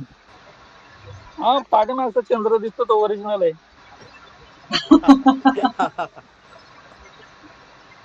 हाय, हॅलो. तर सर्वप्रथम तुम्हाला इंग्रजी नवीन वर्षाच्या मराठीतून खूप खूप शुभेच्छा. आणि केतकी मॅडमनी सांगितल्याप्रमाणे मी एकदम क्लीन कॉमेडी करणार आहे. मी मागच्या वेळेस पण वाईट केली नव्हती. हा, तर आजचा टॉपिक आहे एंटरटेनमेंट, म्हणजेच मनोरंजन. तर काय झालं की काय होतं की मी आजचा जो काय सेट आहे तो काही लिहिलेला नव्हता, कारण की तुमच्या सर्वांसारखाच मी पण कंटाळा केला होता आणि करणं भागच होतं, कारण की कालपासून आम्ही एन्जॉय करत होतो इकडे डोंगर दऱ्यामध्ये. तर एंटरटेनमेंट या नावाखाली आता आम्ही गावामध्ये लहानपणापासून गावात लहानसा मोठा झालो. तर एंटरटेनमेंट या नावाखाली आमच्याकडे जी साधने होती ती खूप मर्यादित होती. आमच्यासाठी सर्वात मोठं एंटरटेनमेंट होतं की बाजूच्या घरातलं भांडण किंवा रस्त्यावरचं भांडण. आणि या सर्वांमध्ये आम्हाला तेच आवडायचं, बाजूच्या घरातलं भांडण, कारण की तिथे फक्त 2च प्रमुख पात्र राहायची, नवरा आणि बायको. आणि मग त्याच्यानंतर जी सुरुवात व्हायची, नवरा बोलायचा आज भाजीत मीठ काय आहे. मग त्याच्यानंतर तिथून पुढे तो जायचा की आपल्या लग्नामध्ये वराडी लोकांना जेवण खूप कमी भेटलं होतं. तुझ्या चुलत्याने डाळीमध्ये पाणी टाकून डाळ वाढवली होती. तर तो ज्या पद्धतीने वर्तमान काळाचा भूतकाळाशी संबंध जोडायचा, त्याच्यानंतर त्याला स्वतःला खूप चांगलं वाटायचं. पण तो बिचारा वर्तमान काळाचा भूतकाळाशी संबंध जोडता जोडता हे विसरून जायचा की भविष्य काळामध्ये आपल्याला 2 दिवस बिना डब्याचं जेवायला जायचे, बिना डब्याचं जॉबवर जायचे. तो हा एकच जोक मी लिहिला होता दिवसभरामध्ये, कारण दिवसभरात मिळतच. हा, तर मी आता तुम्हाला एक किस्सा सांगतो की नेहमीप्रमाणे 31st आमची कंपनी जी असते ती कंपनी आम्हाला कुठेतरी एक असं ठिकाणी पाठवते की जा तुम्ही तुमच्या पद्धतीने एन्जॉय करा. तर मी आणि माझा मित्र लोकेश, आम्ही 2 जण कंपनीच्या खर्चाने एका चांगल्या हॉटेलमध्ये गेलो आणि तिथे जाऊन आम्ही विचारलं की सर्वात महागडी रूम कोणती आहे ते, कारण की पैसे कंपनी देणार होते आणि पैसे खर्च करायला तेव्हाच मजा येते ज्यावेळेस पैसे दुसऱ्याचे असतात. तर मग तो समोरचा माणूस बोलला की सर्वात मोठी जी रूम आहे ती रूम आहे व्हॅली व्ह्यू वाली रूम आहे की जिथून व्हॅली दिसते. आम्ही ती रूम घेऊन आम्ही दिवसभर फक्त हाच विचार करत होतो की आपल्याला फक्त दरी बघायची, दरीतून आम्हाला बघणारं कोणीच नव्हतं. आम्ही एकमेकांच्या तोंडाकडे बघायचो, त्याच्यानंतर थोड्या वेळाने दरीकडे बघायचो. आणि ज्यावेळेस कंपनीला हे कळलं, कंपनी म्हणे तुम्हाला तिथं बघणारं जर कोणी नव्हतं तर तुम्ही हा मूर्खपणा का केला. कमीत कमी देवाला तरी घाबरा म्हणे की कंपनीचे पैसे तुम्ही असे का वाया घालू राहिले. देवाचा काय विषय आला म्हटलं इथं. आपण लहानपणापासून म्हणतो देव तारी त्याला कोण मारी, पण आपण हा विचार कधी केलाच नाही की ज्याला देवच मारी त्याला कोण तारी.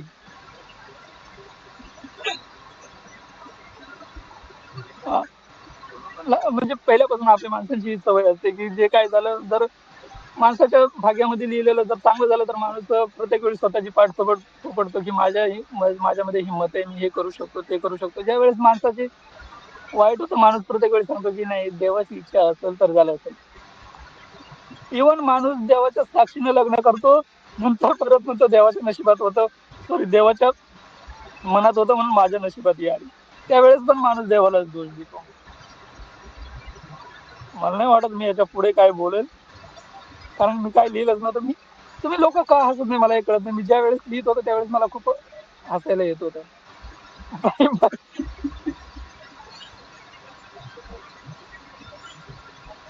चालेल, तुम्ही पुढचं काय असेल त्याला बोलू शकता, कारण की मी इथं राहणार आहे, बिबट्या वगैरे आलं तर माझं ओपन माईक अपुरा राहायचं. मी आता कुठून जाईल लवकरात लवकर. पण म्हणजे तुझे विनोद ऐकून बिबट्या पळून गेला उत्तम. हे तुम्ही चुकीचं बोलताय. काय नाही तुझा आहे बघ, मी गंमत जोक सपाट, तुझा जो चंद्र ओरिजिनल आहे ना उत्तम, तसे तुझे जोक्स पण ओरिजिनल आहेत, त्यामुळे आम्हाला आवडलेत आणि अजून असे करत राहा, आम्हाला मजा येईल. माझ्या डोक्यावर केस कमी येते, पण तुम्ही ठीक आहे, तुम्ही ओरिजिनल चंद्राला बघून म्हणत असाल तर मग काय अडचण नाही. तेच नाही ओरिजिनल त्याला बघून म्हणते. तुझ्या तीच विनोद बुद्धी कायम ठेव, यू विल गो प्लेसेस. नाही, कारण की 2 दिवस मी जरा बिझीच होतो. पुढच्या वेळेस ज्यावेळेस भेटेल त्यावेळेस नक्कीच चांगलं लिहायचा प्रयत्न करेल मी. धन्यवाद. थँक्यू उत्तम सो मच. आपल्याला हसवल्याबद्दल, उत्तम रीतीने हसवल्याबद्दल उत्तम यांचे धन्यवाद. आता असं म्हणतो की क्रिकेटमध्ये आता माझ्याकडे बॅट आहे तर माझी बॅटिंग तर झाली पाहिजे, त्यामुळे मी माझं थोडंसं सादरीकरण करू इच्छिते याच्यानंतर जर आपली परवानगी असेल तर, आणि मग आपण राहिलेले पार्टिसिपेंट्स घेणार आहोत. तर माझं पटकन बॅकग्राऊंड सांगते. माझा ब्लॉग आहे, त्याचं नाव आहे झपूरजा, त्याची लिंक मी इकडे नंतर देईनच आपल्या ग्रुपवरती, तर प्लीज तो वाचा. त्याच्यातलीच एक गोष्ट आहे जी 10-15 मिनिटाची आहे, पण आपल्या वेळेच्या मर्यादेत बसवण्यासाठी एक 4-5 मिनिटाची त्याच्यातनं काढून मी आपल्याला सांगणार आहे. आता तुम्हाला माहिती आहे की ट्रम्प तात्यांनी कसा गोंधळ घातलाय सगळ्या US मध्ये. हा गोंधळ आणि असं सगळं होण्याच्या आधी मी US ला गेले होते शिकायला आणि तिथून परतही आले होते, तर तिकडच्या माझे काही अनुभव, तिकडच्या अनिवासी भारतीयांचे अनुभव आणि मला स्वतःला आलेले अनुभव हे सगळे एकत्र गुंफून एक गोष्ट तयार केलेली आहे. तर ही गोष्ट एका अनिवासी भारतीय महिलेची आहे, जिला तिकडच्या काही विजाच्या इश्यूमुळे, काही गव्हर्नमेंट पॉलिसीमुळे तिचं नागरिकत्व कॅन्सल होतं आणि तिथून अचानक तडकाफडकी एका रात्रीत अमेरिकेतनं भारतात यायला लागतं आणि ती बऱ्याच 15-20 वर्ष तिथे राहत होती आणि अचानक इथे यायला लागतं आणि दिवाळीचं वातावरण आहे भारतामध्ये. दिवाळी बरोबर हॉलोविनचा सणही त्याच्या आसपास आलेला आहे आणि तिचा जो काही गोंधळ उडालेला आहे याचं एक छोटंसं वर्णन मी याच्यामध्ये करणार आहे. नंतर आपण ओरिजिनल लिंकवर जाऊन 15 मिनिटाचं वाचू शकता. तर मी सुरुवात करते. सरिताच्या कानांवर मुलांच्या खिदळण्याचा आवाज परत एकदा पडला आणि तो कुठून तरी खालच्या मजल्यावरनं येत होता. खिडकी बंद करायला जाताना तिने सहजपणे आजूबाजूला नजर फिरवली. NRI लोकांची प्रामुख्याने वस्ती असलेली ती सोसायटी.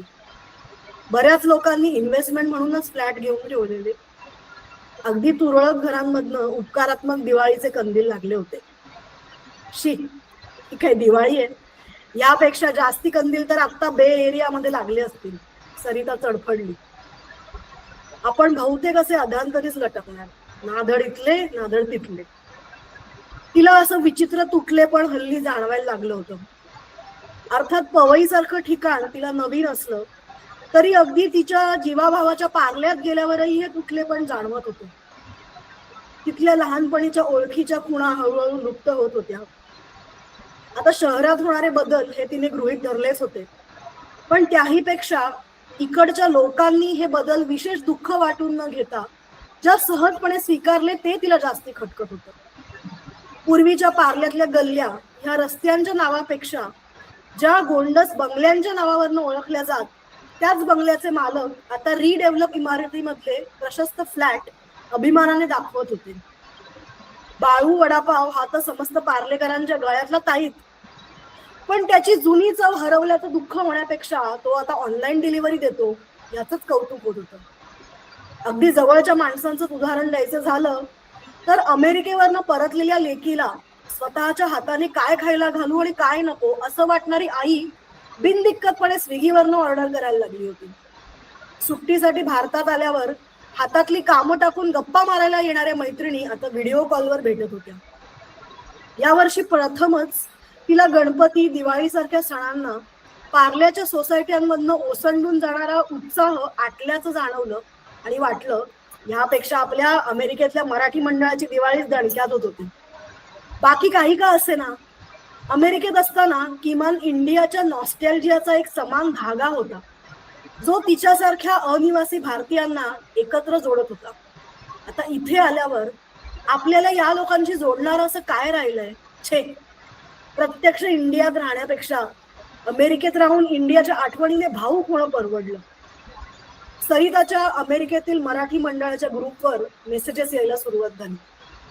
अजूनही तिला तो ग्रुप सोडावासा वाटत नव्हता. तिने पाहिलं, उत्साही बायकांनी विकेंडला घरी गेलेल्या फराळाचे फोटो पाठवले होते. यावर्षी दिवाळी पहाटच्या कार्यक्रमाला बोलवलेल्या मराठी कलाकारांची यादी आली आणि महेश काळेचं गाणं रंगणार का राहुल देशपांडेचं यावर घमासान चर्चा सुरू झाली. सरिताला हसायला आलं. भारतातल्या अमेरिकनाइज वातावरणापेक्षा आपल्याला अमेरिकेतलं भारतीय वातावरण अधिक जवळचं वाटतंय. आपण तरी इतके वर्ष अमेरिकेत राहून टिपिकल पार्लेकरांपेक्षा असं वेगळं काय जगलो. नवा देश, नवी माणसं यांचं अप्रूप संपलं, अमेरिका सवयीची झाली, तेव्हा शिक्षण, नोकरी, लग्न या ठराविक साच्यामध्येच अटकून राहिलो. सणावाराला नेसण्यासाठी भारतातनं पैठण्या आणल्या, मराठी चॅनलचं कनेक्शन आपल्या भागात आणण्यासाठी आटापिटा केला, मराठी मंडळाच्या कार्यक्रमांना न चुकता हजेरी लावली. एवढंच काय, प्रामुख्याने गुजराती आणि अन्य भारतीय भाषिक मंडळांचा रीतसर दुस्वासही केला. सिलिकॉन व्हॅली सारख्या विविध देश विदेशाच्या नागरिकांनी गजबजलेल्या आणि ग्लोबल विलेज म्हणवणाऱ्या ठिकाणी राहून आपण खऱ्या अर्थाने किती ग्लोबल नागरिक झालो.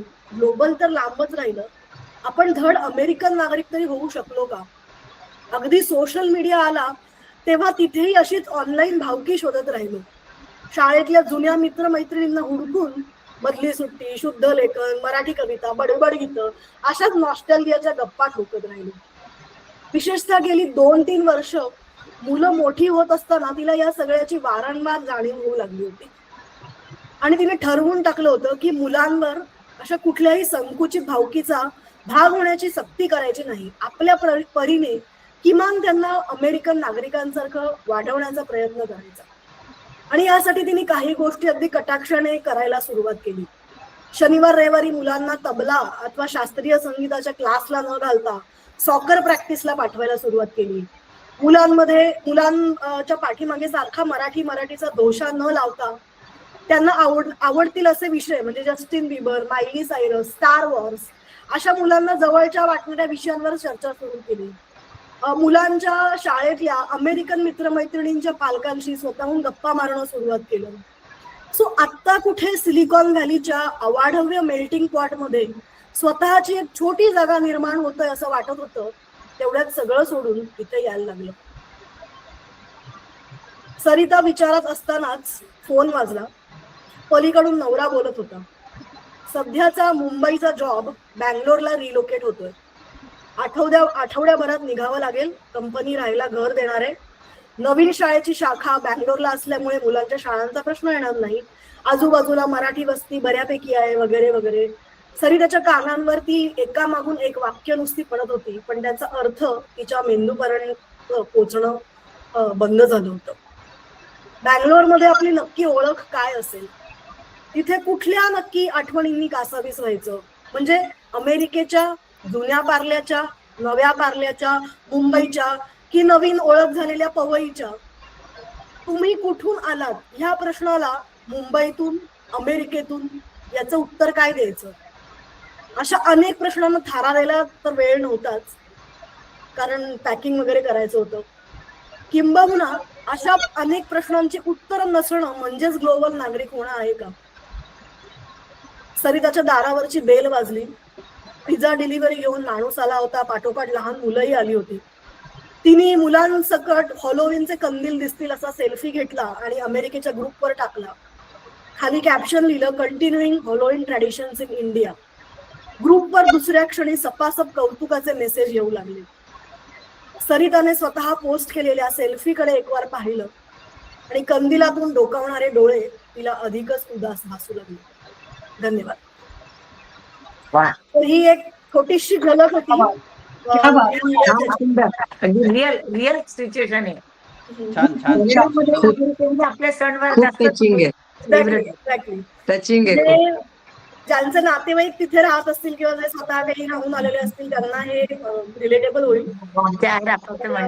मला विशेष कौतुक या गोष्टीचं वाटलं की कॉमेडी सुद्धा आहे आणि तेवढंच सेन्सिटिव्ह एक स्टोरी टेलिंग सुद्धा आहे. सो तितक्याच ताकदीने प्रेझेंटेशन आणि त्याची मांडणी आणि खूप खूप छान. आय होप म्हणजे तुमचं मनोरंजन झालं असेल. मनोरंजन हे माझी सुनेची बहीण आहे. माझ्या याच्यामध्ये खूप छान इंग्लिश मध्ये ट्रान्सलेट करून जस्टिन साड्या कमी पडतात तिथे, पण आपण इथे काहीच करत नाही. ब्लॉग लिंक नक्की शेअर करा. खूप छान, फार सुंदर, फार. तर आता मी बॅटिंग पास करते परत. माझं खेळून झालेलं आहे. नेक्स्ट आहेत Vrinda Desai.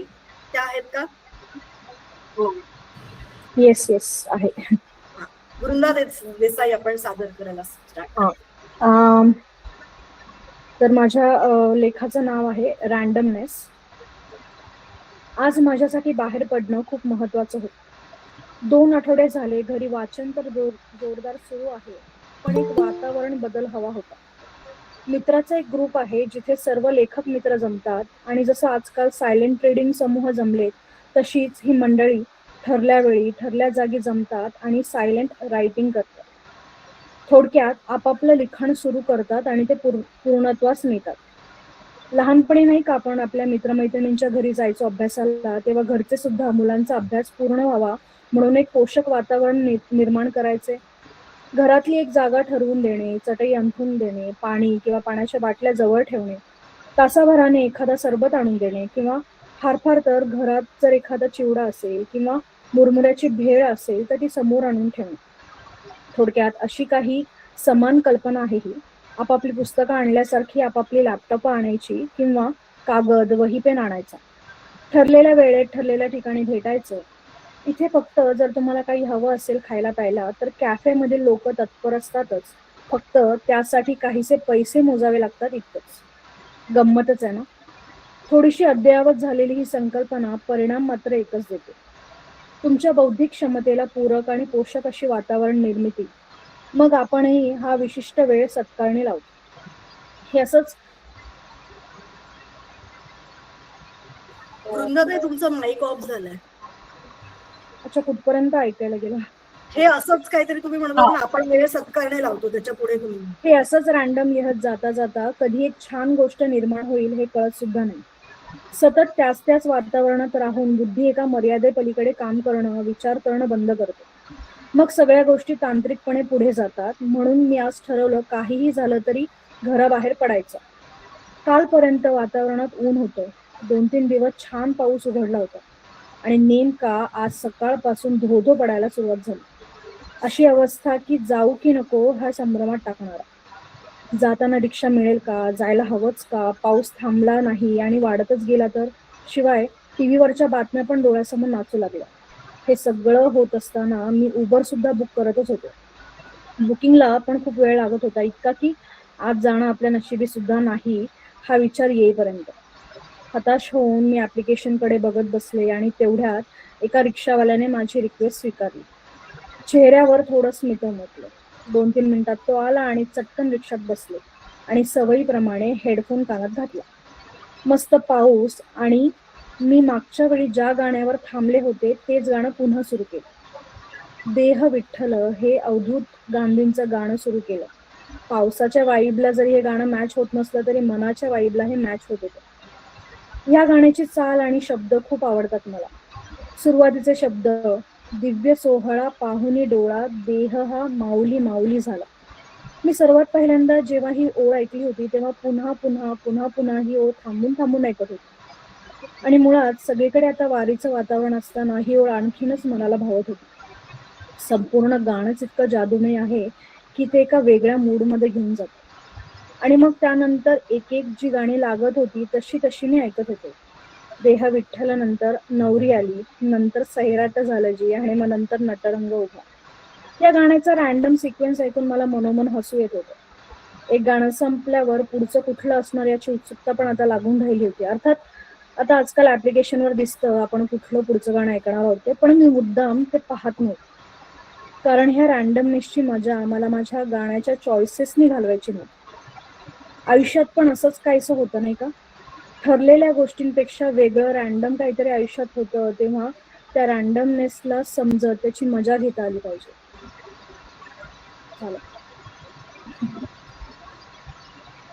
Thank you so much. ह्याच्यावरनं मला पटकन एक कोट आठवलं. You should have chaos within you to give rise to a shining star. तो रॅन्डमनेस आपल्यामध्ये असेल तरच काहीतरी आपल्या हातून खूप छान घडू शकतं. तर थँक्यू सो मच वृंदाताई. तुम्ही हे सगळं कुठे लिहिता, म्हणजे ब्लॉग वरती लिहिता का कुठे लिहिता? मी आता रिसेंटली सबस्टॅक म्हणून जे चालू झालंय त्याच्यावरती टाकायला सुरुवात केली आहे. Okay. आधी लिहत होते पण खूप रेग्युलर नाही लिहत, पण जेव्हा लिहिते तेव्हा त्याच्यावर टाकते. तू प्लीज आपल्या बोलपटच्या ग्रुप वरती जेव्हा हे ओपन होईल तेव्हा ही लिंक शेअर करा, आम्हाला नक्की वाचायला आवडेल. धन्यवाद. नंतर कुणाल मागर आहेत का आपले नेक्स्ट पार्टिसिपेंट, त्यांना मी बोलवू इच्छिते. कुणाल आहेत? कुणाल मागर. हा दिसले होते, ते होते आहे इथे. कुणाल मला दिसत आहेत पण ठीक आहे, आपण बघूयात ते रिस्पॉन्ड करतात का. कविता आल्या होत्या आपल्याकडे, कविता संग्रास. नमस्कार. Yes. नमस्कार आणि नवीन वर्षाच्या खूप खूप शुभेच्छा सर्वांना. केतकी, मधुराजी आणि सर्व बोलपटच्या सर्व सदस्यांना. मी कविता संग्रस कन्हेरीकर. मी मराठी, हिंदी आणि इंग्लिशमध्ये कविता लिहिते. माझा ब्लॉग पण आहे काव्यांजली. मी त्याची लिंक ग्रुपवर टाकते, म्हणजे तुम्हाला सर्वांना माझ्या कविता वाचायला मिळतील. तर आता जी मी कविता मला म्हणजे माहित नव्हतं, तर मी हिंदीमध्ये माझी कविता मी वाचू इच्छिते, तर चालेल ना? ट्रान्सलेटेड आहे का? नाही, हिंदीमध्येच आहे. ऍक्च्युली आपण मराठीवर भर देतो. हा, तुमच्याकडे ट्रान्सलेटेड असेल, सो सॉरी, पण आपण म्हणजे बोलपटचा आग्रह असतो की आपण मराठी भाषेला आणि मराठी भाषेचं सादरीकरण असावं. म्हणजे ट्रान्सलेटेड असेल किंवा तुम्ही त्याचा मराठीत सांगू शकत असाल. बरं ठीक आहे, जाऊ द्या, मराठीची वाचते मग मी. सो सॉरी, पण हा नाही, असू द्या, मराठीची पण आहे. तर माझी कविता ह्या आता दिलेल्या विषयावर तर नाहीये, पण हा, तर कवितेचं शीर्षक आहे कसं सुस्त. कुणीतरी विचारलं मला कसं सुस्त कविता लिहायला. कुणीतरी विचारलं मला कसं सुस्त कविता लिहायला. मी म्हणाले पहा हृदयातून सुचेल की तुम्हाला. मी म्हणाले पहा हृदयातून सुचेल की तुम्हाला. आपल्या सख्यांसाठी डोळ्याच्या पिंजऱ्यातून, आपल्या सख्यांसाठी डोळ्याच्या पिंजऱ्यातून कधीतरी मोकळं करा अश्रूंना, सुचेल की तुम्हाला. कधीतरी मोकळं करा अश्रूंना, सुचेल की तुम्हाला. निष्पाप कुत्र्याचा निस्सहाय भाव, निष्पाप कुत्र्याचा निस्सहाय भाव, हातानी कुरवाळा, सेवाभावी लिहा त्याचं नाव, सुचेल की तुम्हाला. सेवाभावी लिहा त्याचं नाव, सुचेल की तुम्हाला. ढगांची चादर ओढलेले डोंगर, ढगांची चादर ओढलेले डोंगर, त्याच्या मोठेपणात मोठं होऊन पहा एकदा, सुचेल की तुम्हाला. ढगांची चादर ओढलेले डोंगर, त्याच्या मोठेपणात मोठं होऊन पहा एकदा, सुचेल की तुम्हाला. संध्याकाळी चिमण्यांची चिवचिव, संध्याकाळी चिमण्यांची चिवचिव, जुन्या आठवणी उजळवून साथ देऊन पहा संगीताला. जुन्या आठवणी उजळवून साथ देऊन पहा संगीताला, सुचेल की तुम्हाला. कुणीतरी विचारलं मला कसं सुस्त कविता लिहायला. धन्यवाद. Thank you so much कविताताई. सुंदर कविता. आणि तुमच्या अशा वेगवेगळ्या कविता ऐकायला आवडतील. मराठीमध्ये प्रामुख्याने, पण तुम्ही तिन्ही भाषेत करतात हे एक कौशल्य आहे. आणि ह्याच्यावरनच मला पॅरलल कविता आठवली. राम गणेश गडकरींची झपूर जा नावाची कविता होती, जे माझ्या ब्लॉगचंही नाव आहे. तर कसं सुचतं ह्याची जी एक म्हणतो ना, कुठल्याही कलाकाराची जी मानसिक अवस्था असते सुचण्याची, त्याला शब्द नाहीये, त्याचं वर्णन नाही करू शकतो. त्याच्या जवळपास आपण डिस्क्राईब करू शकतो ते, पण त्याचं एक्झॅक्ट वर्णन नाही करू शकत. तर ते त्याच्या 4 ओळी पटकन म्हणते, ह्या भावनेला काय म्हणावं, जपूर जा गडे जपूर जा, असं म्हटलेलं आहे त्यांनी. मला वाटतं आधी आपण दुसऱ्यांना संधी देऊयात. मी कविता सादर करायच्या आधी ते जास्त योग्य ठरेल. कुणाल मागर परत एकदा मी विचारते आहेत का ते, पण ते इथे रिस्पॉन्ड करत नाहीयेत. हो, आय थिंक माईकचा वगैरे काही टेक्निकल इश्यू असेल. अच्छा, ओके. मी काही नावं घेते जे मला दिसत नाहीयेत, पण आपल्या पार्टिसिपेशन लिस्ट मध्ये होतं. सोनिया आहेत का? सोनिया येवळे? नाही. अच्छा. आणि कोण होतं, स्नेहल पंडित. ते पण नाही. Okay okay. ठीक आहे, मग अजून आपल्या प्रेक्षकांपैकी कोणी आहे का ज्यांना काही सादर करायचं आहे असं, किंवा कोणाचं नाव चुकून घ्यायचं राहून गेलं असेल जे इथे असतील, असे लोक पुढे येऊ शकतात. ओके ओके ठीक आहे, मग मी माझ्या 4 वळी पटकन म्हणते. हर्ष खेदते मावळले, हे स्वरचित नाहीये पण we can end on this note maybe. हर्ष खेदते मावळले, हास्य निमाले अश्रू पळाले, कंटक शल्ले बोथटली, मखमालीची लव वठली, काही न दिसे सृष्टीला, प्रकाश गेला तिमिर हरपला, काय म्हणावे या स्थितीला, जपूर जा घडे जपूर जा. हर्ष शोक हे जा सगळे, त्या काय कळे त्या काय वळे, असतील जरी ते आम्हाला, भयन धरू हे वदण्याला, व्यर्थी अधिकची व्यर्थ वसे, तो त्यास दिसे ज्या म्हणती पिसे, त्या अर्थाचे बोल कसे, जपूर जा घडे जपूर जा. तर ही अशी छोटीशी कविता होती. तर मला असं वाटतं की सगळ्यांचं सादरीकरण सगळं झालेलं आहे. बॅक टू यू केतकी, तुम्हाला अजून काही सूचना किंवा काही नवीन अनाउन्समेंट, पुन्हा एकदा रिमाइंडर आपल्या सगळ्यांना द्यायचे असतील तर. Definitely, thank you so much. आणि मी म्हणजे सांगता करण्यापूर्वी मी काही ऐकू इच्छिते, तुम्हाला जर वेळ असेल आणि तुमचे पेशन्स खूप ट्राय होणार नसतील तर. आणि मलाही ऍक्च्युली कविता काकू किंवा सगळ्यांचे खूप खूप आभार मानायचे, कारण इतकं छान तुम्ही लिहिता आणि सादर करता, आम्हाला इतका आनंद होतो. म्हणजे बोलपट खरोखर भरून पावलं, इतके चांगले होस्ट, इतके चांगले पार्टिसिपेंट्स, ऑडियन्स, आणि तुम्ही शेवटपर्यंत इथे थांबला त्याबद्दल खूप खूप आभार. पण मी थोडक्यात आटपायचा प्रयत्न करते. मी छोट्या छोट्या कविता आहेत माझ्याकडे 1-2 त्या ऐकवते, पण तत्पूर्वी एक छोटंसं गाणं आहे ते मी ऐकू इच्छिते. ते मी एका फीचर लेंथ डॉक्युमेंटरीसाठी दिलं होतं, मराठी डॉक्युमेंटरी. त्याचं नाव आहे टॉकिंग टू द विंड, ज्याला बऱ्याच फिल्म फेस्टिवल्समध्ये अवॉर्ड मिळालं होतं आणि त्याच्यात बेस्ट साऊंड ट्रॅकसाठी पण एक मिळालं तुम्हाला. सो ते एक गाणं मी तुमच्या पुढे सादर करते, जसं आठवते तेवढं कच्चा पक्का वसा. तर माफ करा, माझी पण हिंदी गाणी मला पण सादर करायची इच्छा असते, कविता पण, त्यामुळे अनफॉर्च्युनेटली आपण नाही करू शकत, कारण आपण भाषेला इथे जास्त महत्त्व देतो, मराठी भाषेला. बाकी आपण हिंदी ओपन माइक्समध्ये डेफिनेटली भेटूच आणि तेव्हा तिथे सादर करूच. कविता ताई स्पेशली तुम्हाला, I feel you. So here we go. पहिले गाणं.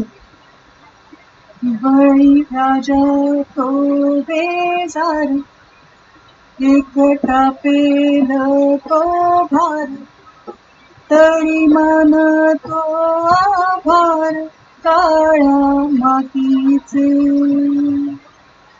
बळी राजा तो बेजार, एकटा पेल तो भार, तरी मन तो आभार काळ्या मातीचे.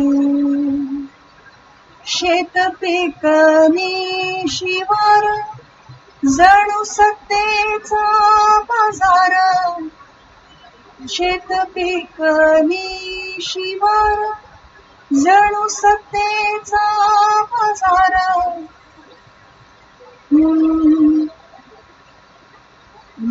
माफ करा, मला पूर्ण आठवत नाही आहे. खरं तर मला आठवली होती, मी लिहून ठेवली होती, पण आज जरा थोडीशी तारांबळ उडली माझी. माफ करा, मला परत जर आठवली तर मी तुम्हाला परत बोट करेनच किंवा व्हॉइस नोटमध्ये पाठवेन. पण छोट्या कविता आहेत त्या मात्र ऐकू शकते. की वरवरचा वावर, वरवरचे वर्तन, वरवरचा वावर, वरवरचे वर्तन, वरवरचे वर्तन, वरवरचा व्यवहार. वरवरची ही वस्ती, वरवरची या वस्तू, वरवरची ही वस्ती, वरवरच्या या वस्तू, वरवरच्या या वस्तूंचा वरवरचा हा व्यापार. वरवरची ही वाणी,